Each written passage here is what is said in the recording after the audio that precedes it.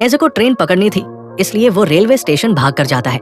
Security guard उसे रोक देता है और गले में पहने कड़ा निकालने को बोलता है, मगर मशीन अभी भी रेड लाइट दे रही थी, तो अपने पेंट में छुपाई तलवार निकालकर फेंक देता है। लेकिन मशीन अभी भी रेड लाइट दे रही थी, तो वो अपने पेंट की जेब भी चेक करवाता है, मगर गार्ड उसे व्हील निकालने को कहता है और वो उसे भी निकाल देता है। फिर वो और उसका पिग्गी दोनों मशीन को आराम से पार कर लेते हैं।